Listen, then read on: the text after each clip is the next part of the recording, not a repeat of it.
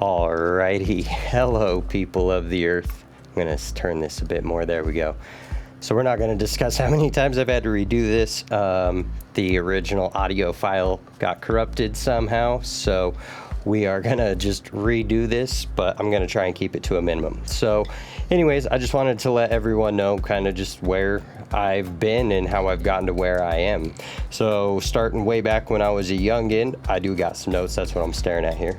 But I was a choir boy all the way through elementary school up until 8th grade.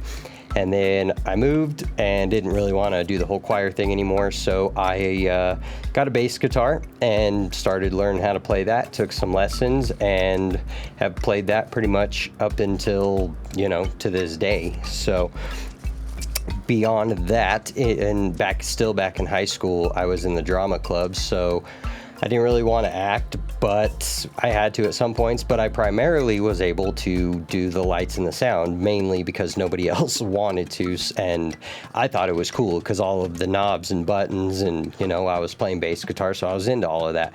So that was kind of my first experience with AV. That was fun. And then after I graduated high school, nothing cool really went on until I turned 21. And then once I turned 21, I joined some local bands and played in them up until 2020, pretty much because of the pandemic. We did play a show during the middle of it, and then everything finally shut down. But it was a good time. From about 2008 to 2019, I DJ'd. I had a couple of different setups. My first one was with a Newmark CDJ something, CDJI, I believe it was. I'll put a picture up.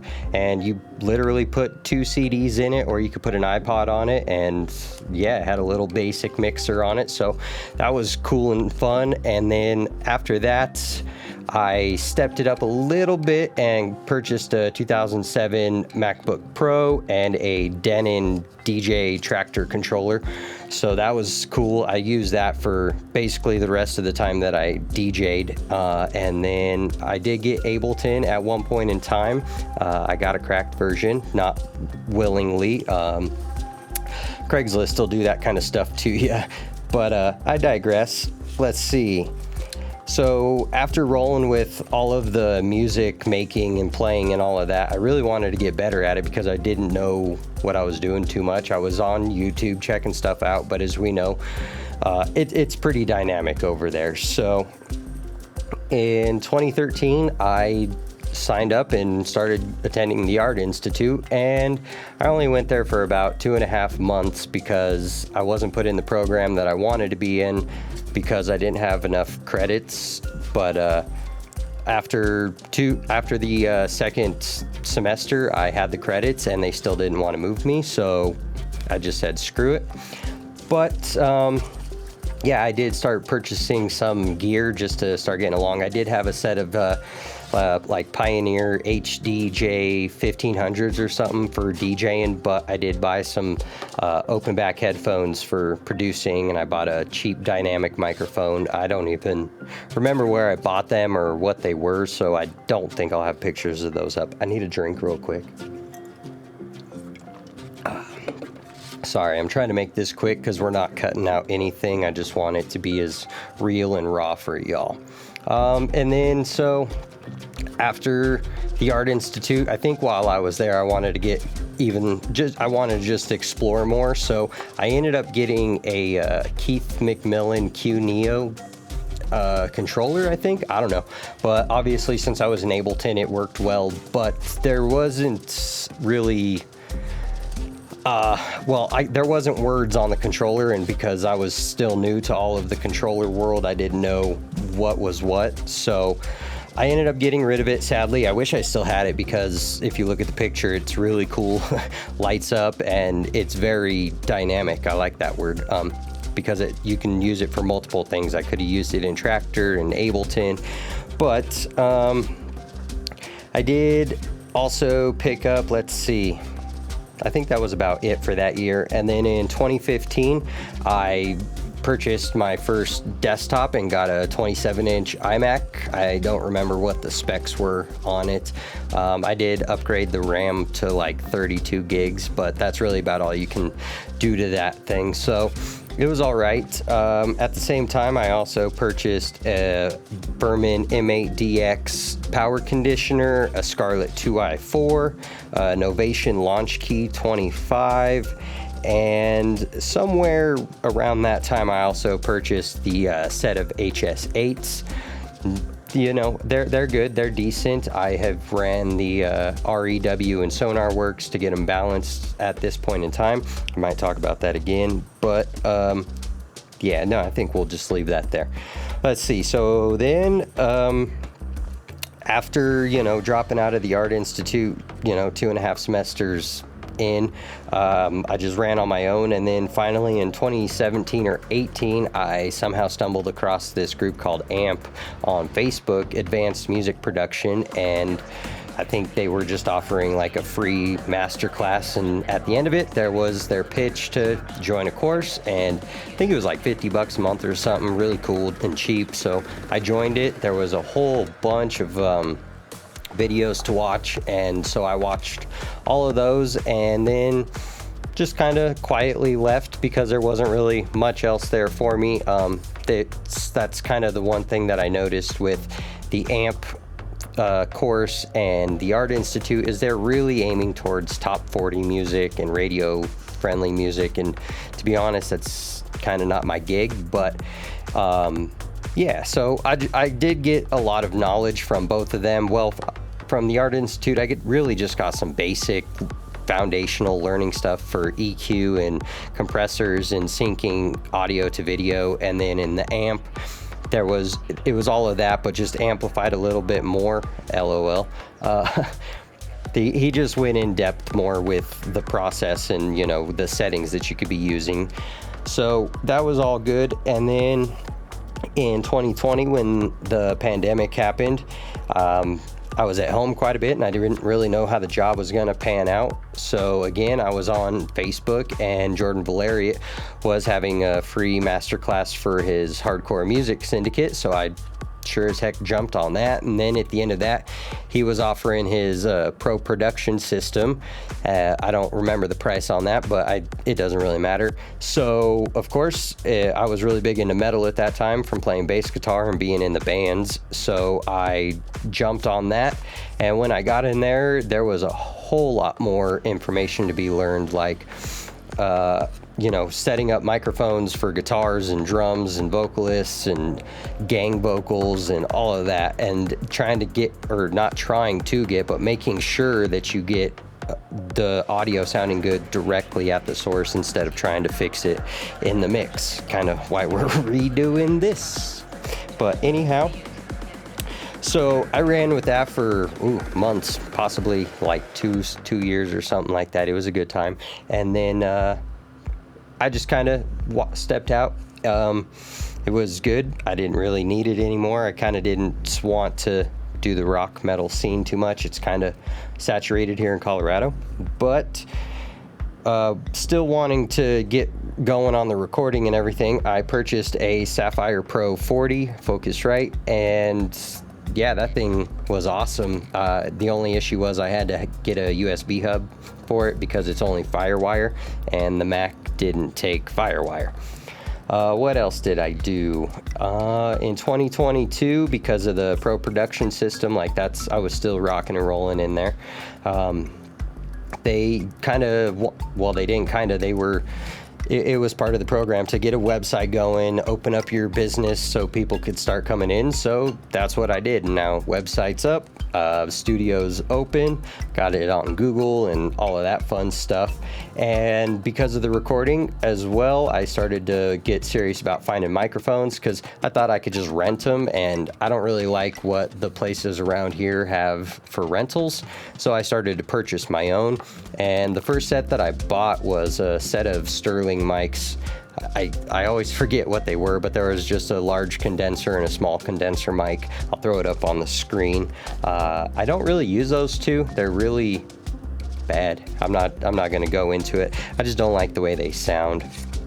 But I still have them, and when I do go out, I'll use them for maybe like a room mic or something like that. Just get creative and inventive with them.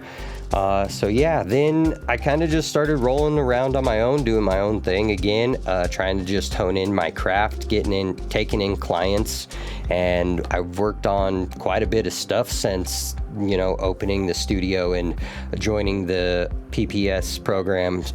But then there was one thing that was missing out of all of the schools and all of the master classes that I'd taken, and that was mastering itself.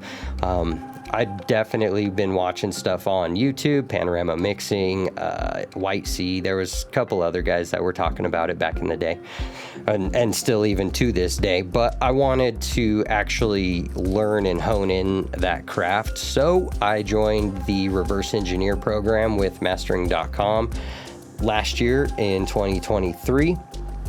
And yeah, that's been just a game changer, mind opener. Super good classes courses, and the community is just top notch. So yeah, after being there for a while, I really definitely wanted to get going on the recording some more. So I've mostly just had vocalists come in here, so I was really trying to find some good vocal mics. So I ended up purchasing this Blue Spark microphone. I got a Joe Meek JM37 DP, and then I also had a guy come over and record some acoustic guitar, so I also purchased some JM27 small condenser mics. They're kind of like brothers and sisters, as you'll see in the picture. But I picked those up and kind of just left it at that. And then as I said, I recorded some acoustic guitars and mainly just a bunch of vocals. So yeah, I've been with TRE since last year, and then just a couple weeks ago, I joined their mastering mastermind or something like that. I don't remember what it's called exactly. I'll put it up there, but it's definitely like taking me down a whole other path, and that's why we are here now, because trying to make a business out of all of this, and having you all here is definitely a blessing, and it's great. So let's keep on moving along, though, as far as gear, because that's pretty much about where we're at, is just kind of letting y'all know what kind of gear I have. I told you about the microphones.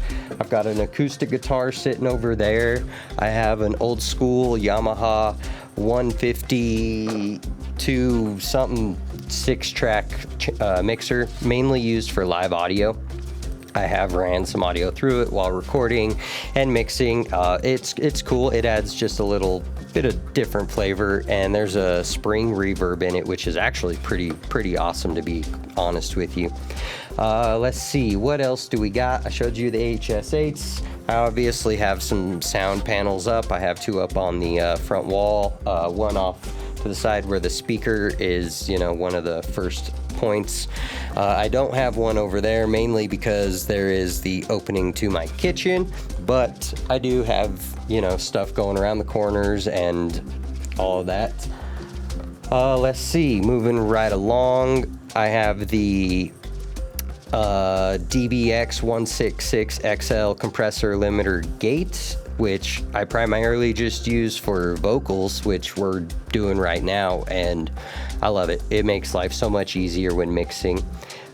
This year I also did upgrade from the iMac to a Mac Studio, which, oh my goodness, that has been a game changer.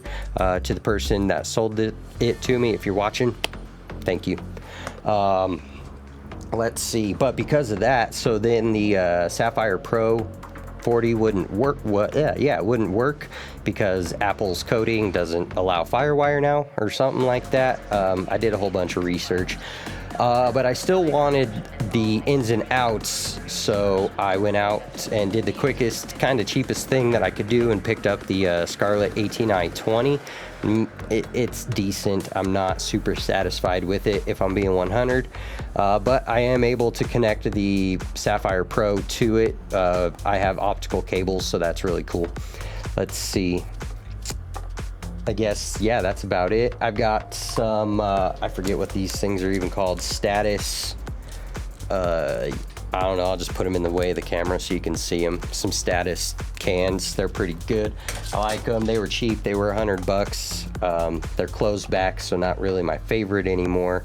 I do have these Linsol KZ S10 Pro in-ears that I also plug in. That way, you know, I don't want Bluetooth. The reason I have these is because I can hook them up to the Bluetooth adapters, and you know, while I'm out and about doing whatever, I can listen to music and I hear it how it is there, and then when I get back to the studio, I can plug them into the wired, and then that's going into the interface, and the audio is still the same.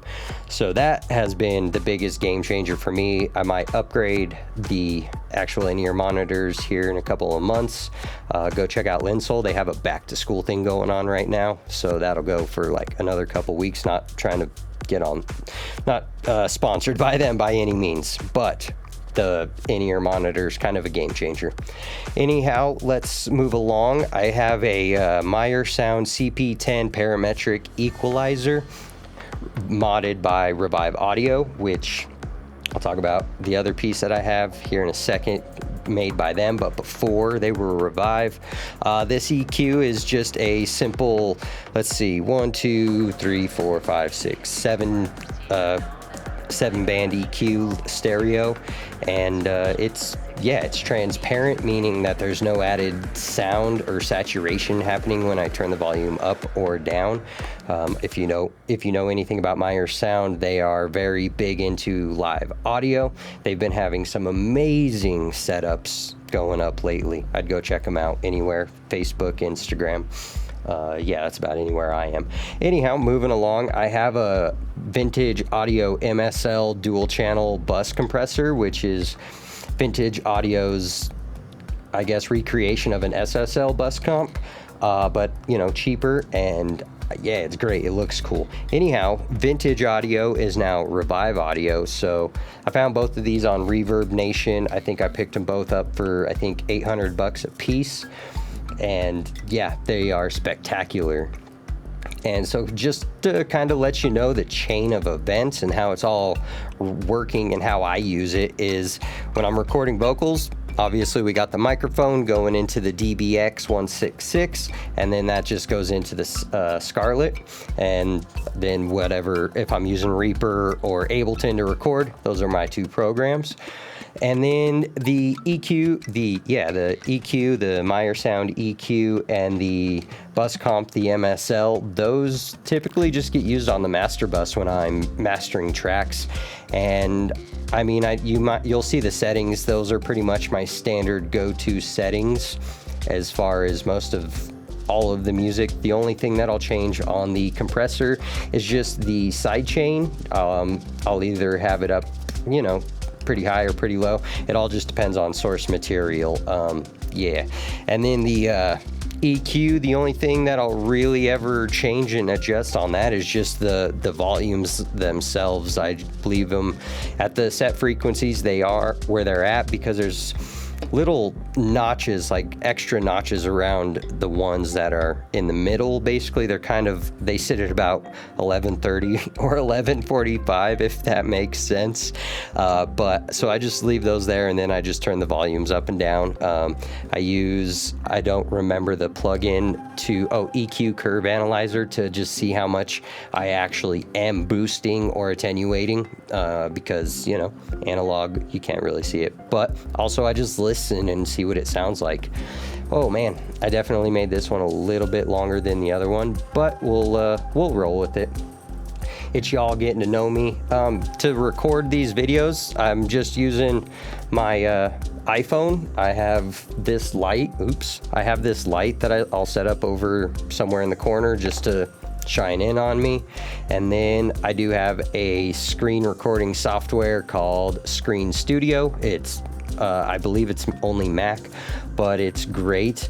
And so yeah, I do believe that is about it. I've also got